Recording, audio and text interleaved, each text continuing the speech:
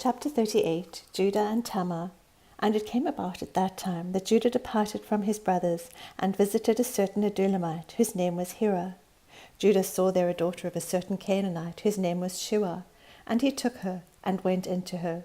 So she conceived, and bore a son, and he named him And she conceived again, and bore a son, and named him Onan. She bore still another son, and named him Shelah, and it was at Chezib that she bore him. Now Judah took a wife for his firstborn, and her name was Tamar. But Judah's firstborn, was evil in the sight of the Lord, so the Lord took his life. Then Judah said to Onan, Go into your brother's wife, and perform your duty as a brother-in-law to her, and raise up offspring for your brother. Onan knew that the offspring would not be his. So when he went into his brother's wife, he wasted his seed on the ground, in order not to give offspring to his brother. But what he did was displeasing in the sight of the Lord, so he took his life also. Then Judah said to his daughter-in-law Tamar, Remain a widow in your father's house, until my son Shelah grows up. For he thought, I am afraid that he too may die like his brothers. So Tamar went and lived in her father's house. Now after a considerable time Shua's daughter, the wife of Judah, died. And when the time of mourning was ended, Judah went up to his sheep shearers at Timnah, he and his friend Hira the Adulamite. It was told to Tamar, Behold, your father-in-law is going up to Timnah to shear his sheep. So she removed her widow's garments, and covered herself with a veil, and wrapped herself, and sat in the gateway of Enaim, which is on the road to Timnah. For she saw that Shelah had grown up, and she had not been given to him as a wife. When Judah saw her, he thought she was a harlot, for she had covered her face. So he turned aside to her by the road, and said, Here now, let me come in to you. For he did not know that she was his daughter-in-law. And she said, What will you give me, that you may come in to me? He said, Therefore, I will send you a young goat from the flock. She said, Moreover, Will you give a pledge until you send it? He said, What pledge shall I give you? And she said, Your seal and your cord, and your staff that is in your hand. So he gave them to her, and went in to her, and she conceived by him. Then she arose and departed, and removed her veil, and put on her widow's garments. When Judah sent the young goat by his friend the Adulamite to receive the pledge from the woman's hand, he did not find her. He asked the men of her place, saying, Where is the temple prostitute who is by the road at Enaim? But they said, There has been no temple prostitute here. So he returned to Judah and said, I did not find her. And furthermore, the men of the place said, There has been no temple prostitute here. Then Judah said, Let her keep them, otherwise we will become a laughingstock. After all, I sent this young goat, but you did not find her. Now it was about 3 months later that Judah was informed, Your daughter-in-law Tamar has played the harlot, and behold, she is also with child by harlotry. Then Judah said, Bring her out, and let her be burned. It was while she was being brought out that she sent to her father-in-law, saying, I am with child by the man to whom these things belong. And she said, Please examine and see, whose signet rings and cords and staff are these. Judah recognized them and said, She is more righteous than I, inasmuch as I did not give her to my son Shelah, and he did not have relations with her again.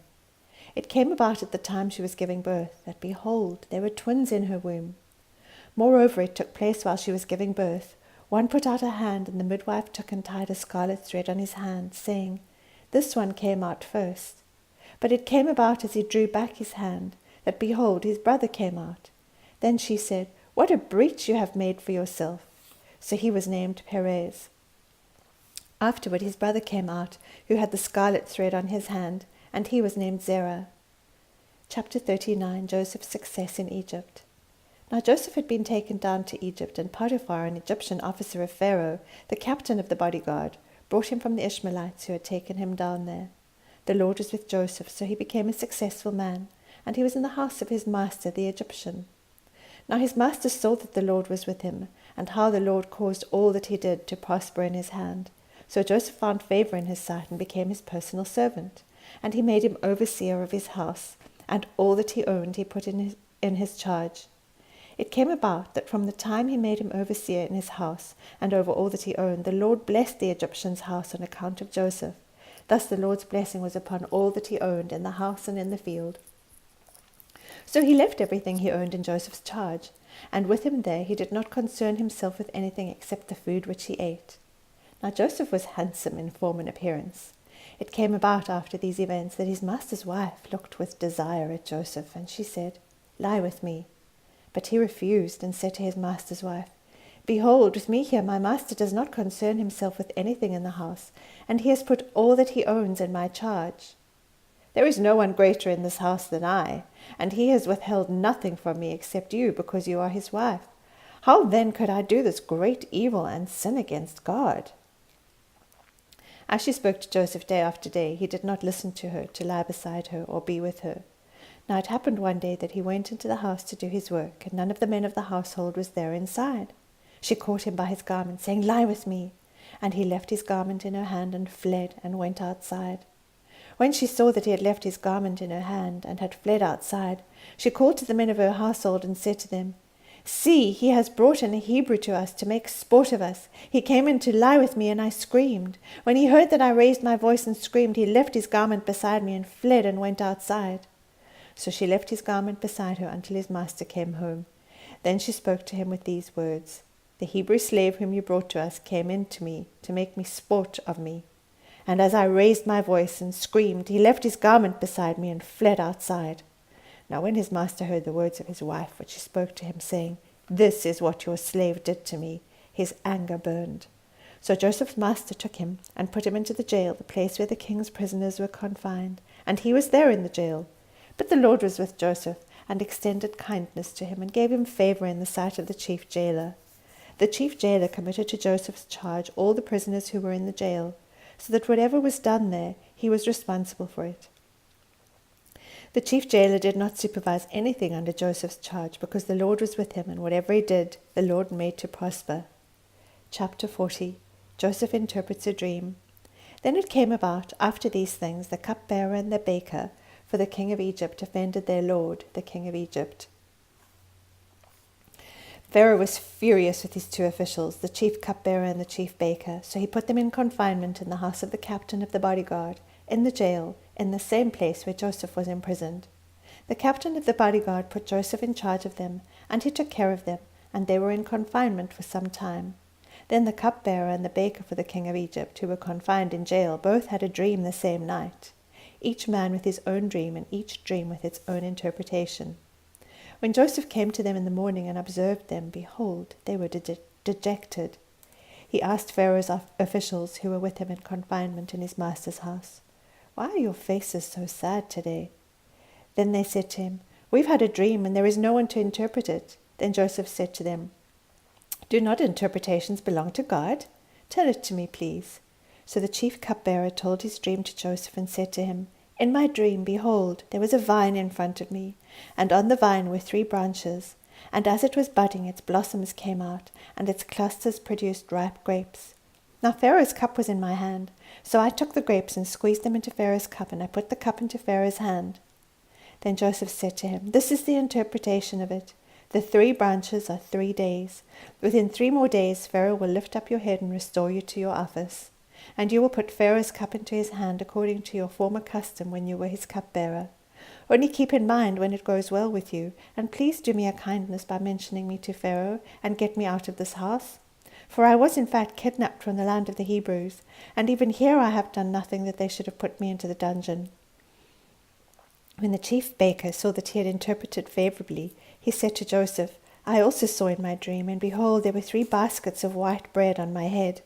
And in the top basket there were some of all sorts of baked food for Pharaoh, and the birds were eating them out of the basket on my head."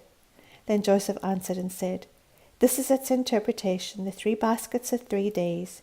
Within 3 more days Pharaoh will lift up your head from you, and will hang you on a tree, and the birds will eat your flesh off you." Thus it came about on the 3rd day, which was Pharaoh's birthday, that he made a feast for all his servants, and he lifted up the head of the chief cupbearer and the head of the chief baker among his servants. He restored the chief cupbearer to his office, and he put the cup into Pharaoh's hand, but he hanged the chief baker, just as Joseph had interpreted them. Yet the chief cupbearer did not remember Joseph, but forgot him. Chapter 41. Pharaoh's dream.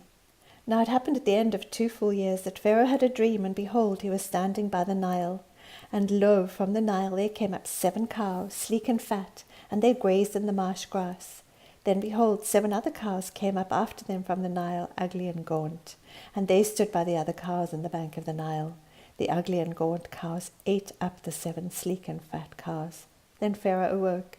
He fell asleep and dreamed a second time, and behold, 7 ears of grain came up in a single stalk, plump and good. Then behold, 7 ears, thin and scorched by the east wind, sprouted up after them. The thin ears swallowed up the 7 plump and full ears. Then Pharaoh awoke, and behold, it was a dream. Now in the morning his spirit was troubled, so he sent and called for all the magicians of Egypt and all its wise men. And Pharaoh told them his dreams, but there was no one who could interpret them to Pharaoh. Then the chief cupbearer spoke to Pharaoh, saying, I would make mention today of my own offences. Pharaoh was furious with his servants, and he put me in confinement in the house of the captain with the bodyguard, both me and the chief baker. We had a dream on the same night, he and I. Each of us dreamed according to the interpretation of his own dream. Now a Hebrew youth was with us there, servant of the captain of the bodyguard, and we related them to him, and he interpreted our dreams for us. To each one he interpreted according to his own dream, and just as he interpreted for us, so it happened. He restored me in my office, but he hanged him. Then Pharaoh sent and called for Joseph, and they hurriedly brought him out of the dungeon. And when he had shaved himself and he changed his clothes, he came to Pharaoh. Pharaoh said to Joseph, I have had a dream, but no one can interpret it, and I have heard it said about you that when you hear a dream, you can interpret it. Joseph then answered Pharaoh, saying, It is not in me. God will give Pharaoh a favorable answer. So Pharaoh spoke to Joseph, In my dream, behold, I was standing in the bank of the Nile, and behold, 7 cows, fat and sleek, came up out of the Nile, and they grazed in the marsh grass. Lo, 7 other cows came up after them, poor and very ugly and gaunt, such as I had never seen for ugliness in all the land of Egypt. And the lean and ugly cows ate up the first 7 fat cows. Yet when they had devoured them, it could not be detected that they had devoured them, for they were just as ugly as before. Then I awoke. I saw also in my dream, and behold, 7 ears full and good came up on a single stalk, and lo, 7 ears withered, thin and scorched by the east wind, sprouted up after them. And the thin ears swallowed the 7 good ears. Then I told it to the magicians, but there was no one who could explain it to me. Now Joseph said to Pharaoh, Pharaoh's dreams are one and the same. God has told to Pharaoh what he is about to do. The 7 good cows are 7 years, and the 7 good ears are 7 years. The dreams are one and the same. The 7 lean and ugly cows that came up after them are 7 years, and the 7 thin ears scorched by the east wind will be 7 years of famine. It is as I have spoken to Pharaoh. God has shown to Pharaoh what he is about to do.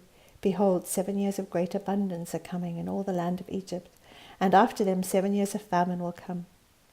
And all the abundance will be forgotten in the land of Egypt, and the famine will ravage the land.